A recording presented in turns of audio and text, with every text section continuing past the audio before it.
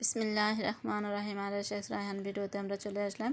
আজকে তেলাপিয়া মাছ রান্না করব কচুরমুখী দিয়ে, মানে গাঠি কচু। এখানে আমি মাছগুলি মশলা মেখে এখন একটা কড়াইতে ভেজে নেব। এই যে আমি কড়াইতে তেল দিয়ে দিয়েছি।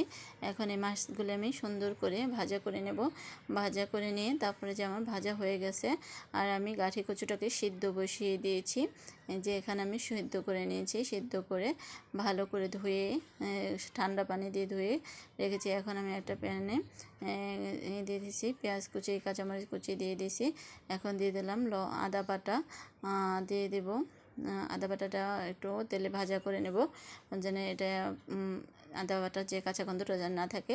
আর দিয়ে দিলাম হলুদ ফাঁকি, মরিচ ফাঁকি, স্বাদ মতো লবণ।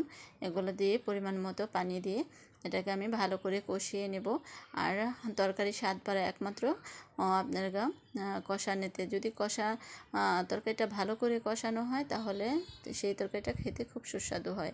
যত বেশি সময় নিয়ে আপনি তরকারিটাকে রান্না করবেন, যে কষাবেন ভালো করে, তবে আপনার তরকারি স্বাদ বাড়বে।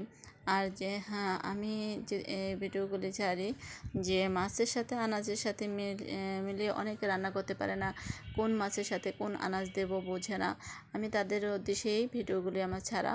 যেহেতু তেলাপিয়া মাছ, নলা মাছ, কাতলা মাছ, এগুলা ইলিশ মাছ, এগুলো, তারপরে আপনার চিংড়ি মাছ, এগুলো কচুরমুখী দিয়ে খুবই সুস্বাদু। তো দেখতেই পাচ্ছেন আমি সুন্দর করে কচুরমুখীটাকে ধুয়ে এখন এটাকে সুন্দর করে কষিয়ে নিচ্ছি।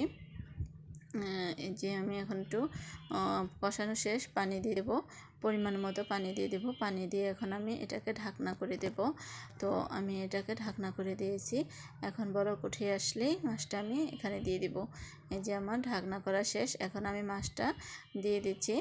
এখন মাছটা দেওয়ার পরে আমি একটু নেড়ে চেড়ে দেবো। নেড়ে চেড়ে দিয়ে এখন ঢাকনা করে দেব। এই যে আমি ঢাকনা করে দিয়েছি। এখন আমার তরকারিটা প্রায় হয়ে আসছে। এই যে দেখতেই পাচ্ছেন কচুরমুখী সিদ্ধ হয়ে গেছে। তো আমার ভিডিওগুলো যদি ভালো লাগে তো সাবস্ক্রাইবার করে রাখবেন।